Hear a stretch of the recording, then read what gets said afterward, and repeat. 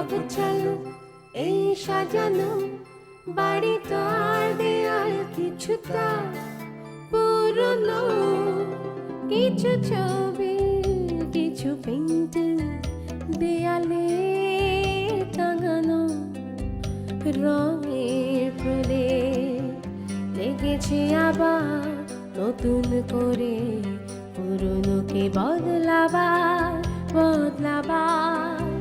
হাসি আনন্দ বেদনাতে স্বপ্ন গড়ে নতুন এক সাজে আমাদের ছোটরা স্বপ্ন আঁকে।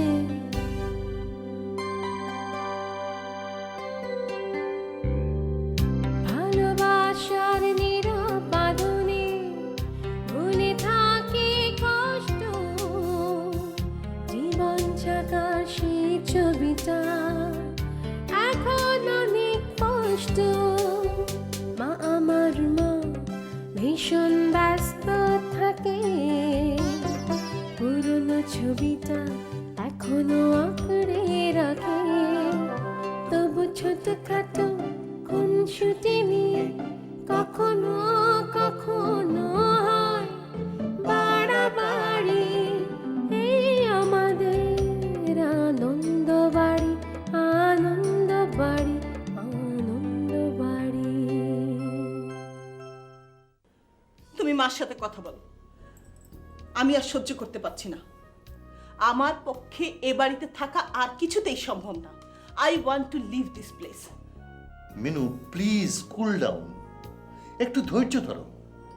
আমার নিজেরও আর খুব বেশি ইচ্ছে নেই সবার সঙ্গে থাকার। চারিদিকে বেশ কিছু লোন হয়ে গেছে। আসলে এই প্রজেক্টটার উপর আমি ভীষণভাবে ডিপেন্ড করে বসেছিলাম। উফ,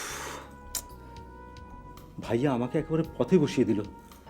পারফেক্ট ইজ অলওয়েজ অ্যাবসলিউট, তার মানে থেমে যাওয়া, শেষ হয়ে যাওয়া। কিন্তু কোনো কিছুরই বিনাশ নেই, আছে শুধু রূপান্তর।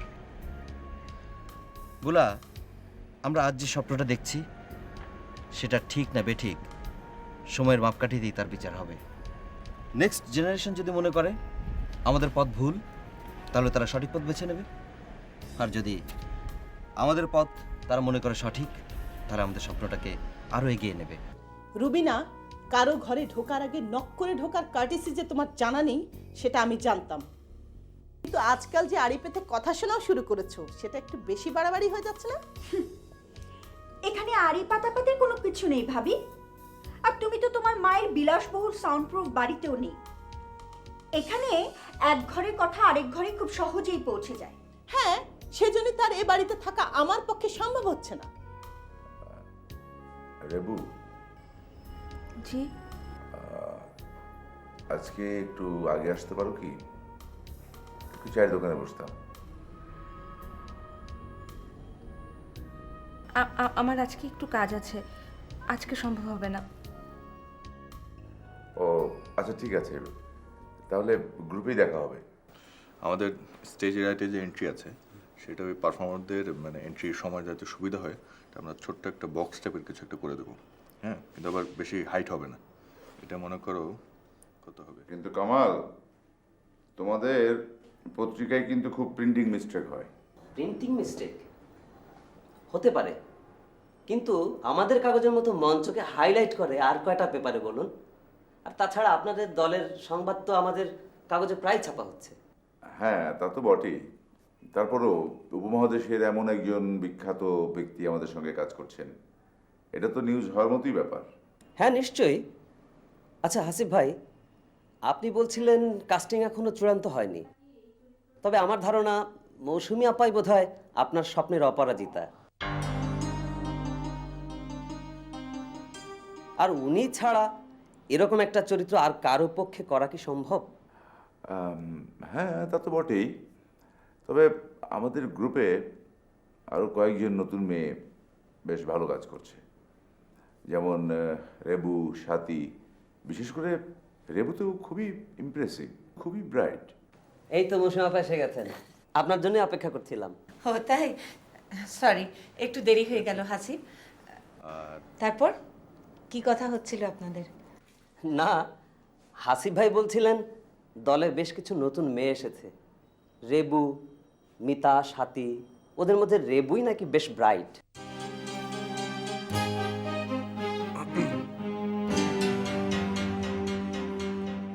আপনার কি মনে হয়?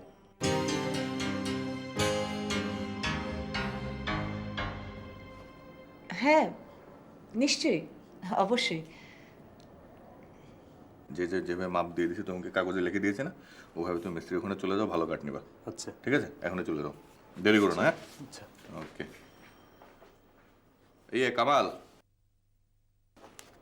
এদিকে আসো। তুমি না লাইট প্ল্যানটা দেখতে চেলে, এদিকে আসো। আসছে।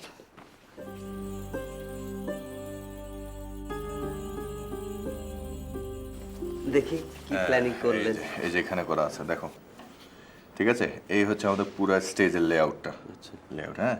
স্টেজ মিডলে আমরা আলাদা একটা এফেক্ট তৈরি করব, ওই মানে ওই সিনটার জন্য, যে সিনটা তোমাকে না আলাপ করেছিলাম। আচ্ছা।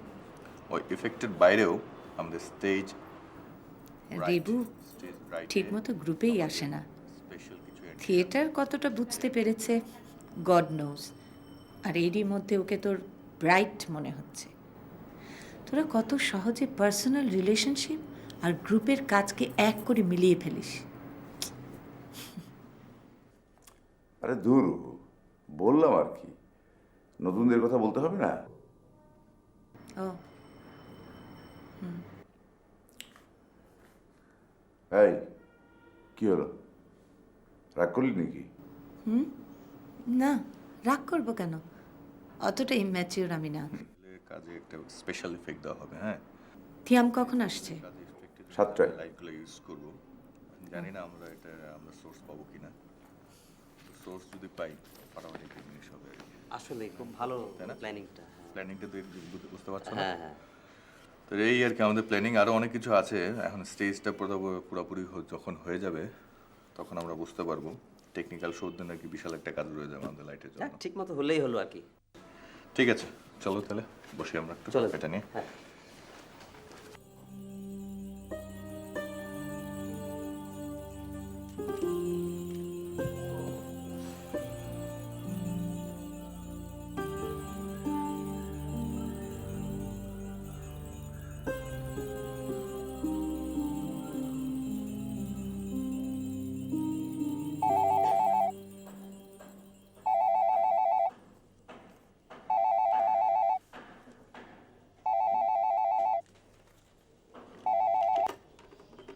হ্যালো, হ্যালো রেবু,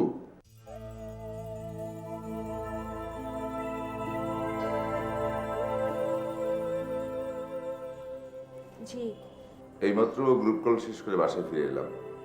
তুমি আজকে আসলে না যে? একটু সমস্যা হয়ে গিয়েছিল। রেবু, রেবু, মানুষের জীবনে কত ঘটনাই তো ঘটে, সবকিছুকে আঁকড়ে ধরে থাকা ঠিক না। তুমি তুমি গ্রুপে আবার রেগুলার হও, ভালো লাগবে আমারও।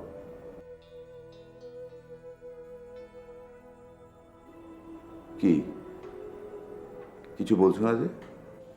কি বলবো? কিছুই বলার নেই তোমার? আমি ছাড়ছি।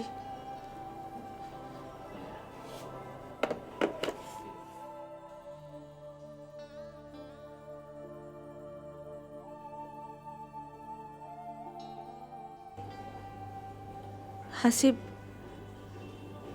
আপনাকে অনেক কিছু বলতে আমার ইচ্ছে হতো, এখনো হয়,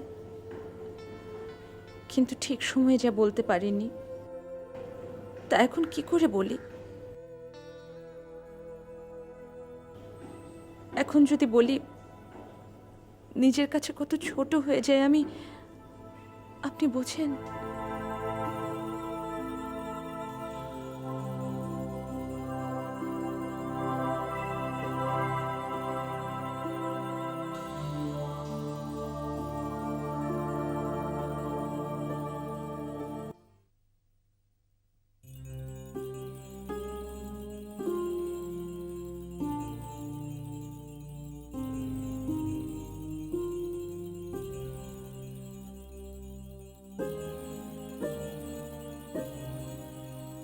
ব্যাপার এত তাড়াতাড়ি রেডি হচ্ছে যে কয়টা বাজে? মারুফ, তুমি ইদানিং বড্ড বেশি আনমাইন্ডফুল হয়ে যাচ্ছ। গতকাল গ্রুপে কি ডিসিশন হলো তোমার খেয়াল নেই? আমি এখন হাসিবের ওখানে যাচ্ছি। এই মিউজিক বেসড প্রোডাকশনটা নামাতে হলে মিনিমাম 1 ঘন্টা প্রতিদিন রেওয়াজ না করলে হবে না। তাই বলে সকাল 7টার সময় তুমি হাসিবের বাসায় যাবে?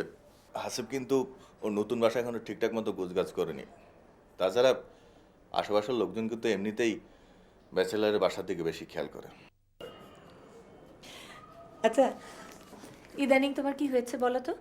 আমি আর হাসিব মিলে কোনো প্ল্যান করলেই তোমার সেটা পছন্দ হয় না। আমি তো এনাফ ম্যাচিওর নাকি? নাকি তুমি ভাবছো যে আমার কি করা উচিত বা উচিত না আমি ঠিক বুঝতে পারি না?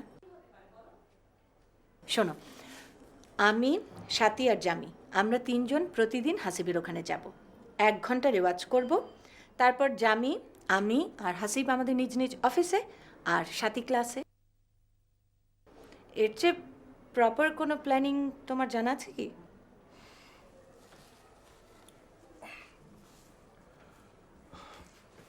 তোমার কষ্ট যেন কম হয় সেজন্যই বলছিলাম। তাহলে কি করতে বলো আমাকে? মানে এখানেই হারমোনিয়াম নিয়ে বসে পড়ি এই বাসায়? আগে তো তাই করতে। আগে কি করতাম তোমার বোধহয় এক্স্যাক্টলি মনে নেই। তোমার মনে আছে কি, আগে যখন ছাদের ঘরে রঞ্জু আর সঞ্জু থাকতো তখন ওদেরকে কোনো মতে হাতে পায়ে ধরে আমাদের ঘরে শুইয়ে রেখে তারপরে আমি ছাদে যেতাম রেওয়াজ করতে। আর তোমার বড় ভাবির কানে একদিন হালকাভাবে সারগাম ভেসে এসেছিল বলে কি অবস্থা হয়েছিল মনে আছে? আর এখন তো অবস্থা আরও শোচনীয়। এই পুরো বাসার মধ্যে এমন কোনো জায়গা নেই যেখানে আমি সহ একটা হারমোনিয়ামের জায়গা হবে। আর তুমি আমাকে বলছো এখানেই কনসেন্ট্রেট করতে। আসলে মারুফ, তুমি অনেক বদলে গেছো। তুমি আমাকে এখন আর আগের মতো কোঅপারেট করো না। মুসু, আমি যদি বলি you are not also cooperating me, আমার ইচ্ছা অনিচ্ছা, চাওয়া না চাওয়া কতটুকু মূল্যায়ন করছো তুমি? মানে? মানেটা তুমি যদি না বুঝো তোমাকে আমি জোর করে বোঝাতে চাই না। মারুফ, তুমি আমার সঙ্গে এমন কেন করছো? তুমি জানো কত বড় একটা মানসিক ধকল গেল আমার উপর দিয়ে। আমি যখন সমস্ত কিছু ভুলে নিজেকে কাজের মধ্যে ডুবিয়ে রাখতে চাইছি ঠিক তখন তুমি আমার সঙ্গে। মা, বাবা, আজকে কিন্তু প্যারেন্টস ডে, তোমাদের মনে আছে তো? মনে আছে।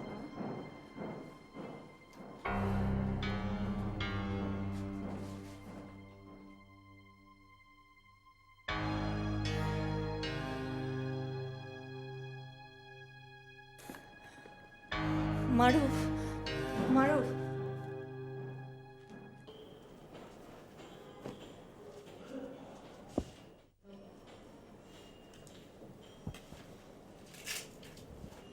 রঞ্জু, তুমি কাল রাতে কোথায় ছিলে? এখন কোথা থেকে আসছো? বাসায় তো বলেই গিয়েছি রাতে বাসায় ফিরবো না। বাসায় বলে গিয়েছো, কিন্তু আমাকে কিছু বলোনি। তুমি রাত কটায় ফিরেছো? হ্যাঁ, আমার একটু রাত হয়ে গিয়েছিল। আমি তো রেবুকে ফোন করে জানিয়ে দিয়েছি, ও দরজা খুলে দিয়েছে। একটু রাত না, তুমি ফিরেছো ভোর 4টায়। তো তুমি তো জানো আমি শুটিং করেছি, তো তুমি এরকম অ্যাবনর্মাল বিহেভ করছো কেন? আমার বোন কি তোমার বাসার দারোয়ান যে ভোর 4টা পর্যন্ত তোমার জন্য জেগে থাকবে? মানে কি বলছো তুমি? রেবু কি তোমাকে কিছু বলেছে? রেবু বলবে কেন? নিশ্চয়ই বলেছে, না হলে তুমি জানলে কি করে যে আমি 4টায় ফিরেছি? স্নাতার কাছ থেকে। মাই গড, রঞ্জু, স্নাতা তোমাকে বলেছে আমি রাত 4টায় ফিরেছি এবং সেটা তুমি গর্ব করে বলছো? হ্যাঁ বলছি, বিকজ মিস্টার রাশেদের সাথে সময় কাটাতে তুমি যদি আনকমফোর্টেবল ফিল না করো তাহলে স্নাতার কথা বলতে আমি হেজিটেট ফিল করবো কেন? দেখো, ইভা কসমেটিক্সের মালিক যে রাশেদের এত ক্লোজ আমি জানতাম না। আই মিন, আগে শুনে থাকলে আমার মনে ছিল না। শুটিং শেষে দেখি বিরাট আয়োজন, এবং রাশেদ যে ওখানে থাকবে। তুমি ইটালি গেলে রাশেদ যে যাচ্ছে সেটা তুমি জানো না। রেবুর বিয়ের শাড়ির অর্ডার দেওয়ার জন্য তুমি রাশেদের দোকানের চেয়ে ভালো কোনো দোকান পেলে না। তুমি যে পার্টিতে যাও, যে শুটিং অ্যাটেন্ড করো, সেখানেই Rashed. I am fed up, Rahima. I am really fed up. Ranju, নিজের দোষ ঢাকবার জন্যে কি আজে বাজে যুক্তি খাড়া করাতে যাচ্ছ, তুমি কি বুঝতে পারছো? আমার তো মনে হচ্ছে না আমি কোনো ভুল করছি। তোমার যদি মনে হয় আই এম রং, তাহলে সেটা তোমার problem. That is none of my business.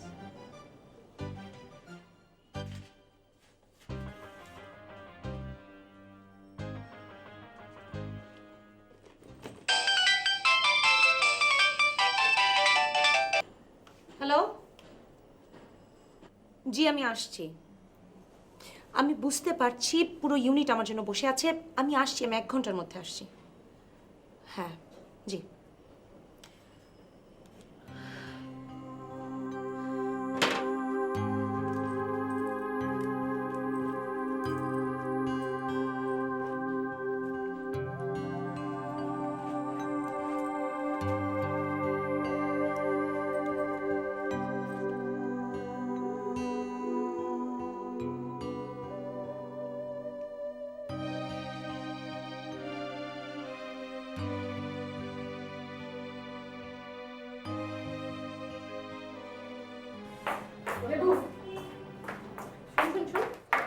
হ্যাঁ, কিরে তুই কাঁদছিস নাকি?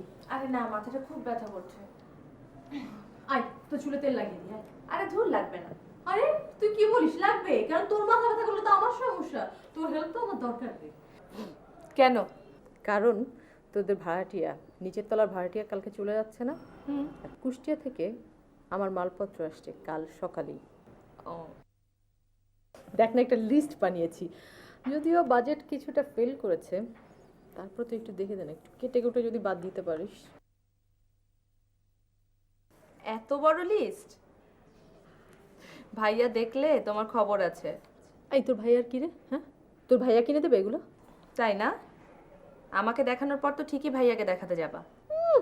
তোকে কে বললো এসব কথা? তোমাদের আমি চিনি না? চিনো, খুব চিনো না? তোমার ভাই 1 বছর, হ্যাঁ 1 বছর, 1 বছর গোলাপু, সঞ্জু 1 বছর আমার সাথে যোগাযোগ না করেছিল, তুই ভাবতে পারিস? তুমিও তো ছিলে। ছিলাম, আমার সাথে যোগাযোগ না করলে আমি কেন করব? তবে এই 1 বছরের মধ্যে সঞ্জুর কোন খবরটা আমি রাখিনি তুই বলতে পারবি? কিন্তু তোমার খবরে যে ভাইয়ার জানা ছিল না, সেটা তুমি কিভাবে জানো?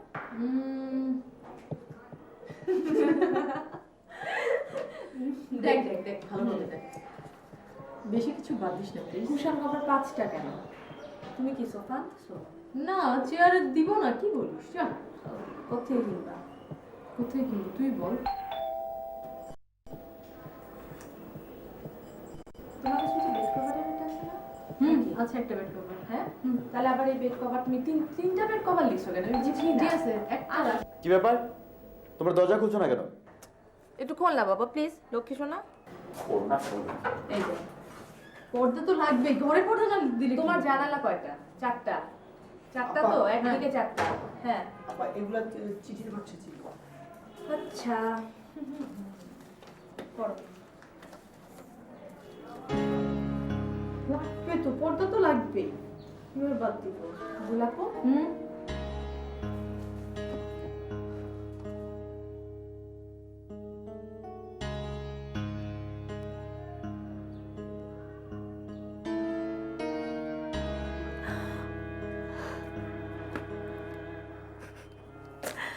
আমার বিশ্বাস হচ্ছে না।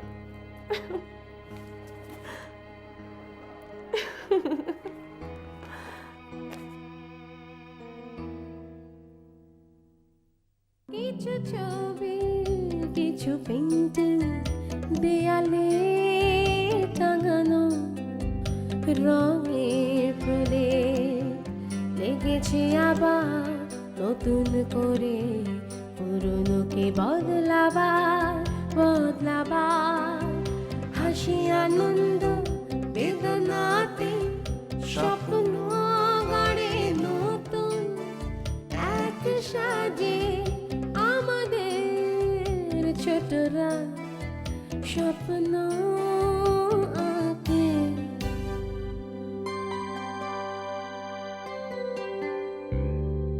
ভালোবাসার নীরব বাঁধনে ভুলে থাকি কষ্ট, জীবন ছাকার সেই ছবিটা এখন অনেক কষ্ট। মা আমার মা ভীষণ ব্যস্ত থাকে, পুরনো ছবিটা এখনো আঁকড়ে রাখে। তবু ছোটখাটো খুনসুটি নিয়ে কখনো কখনো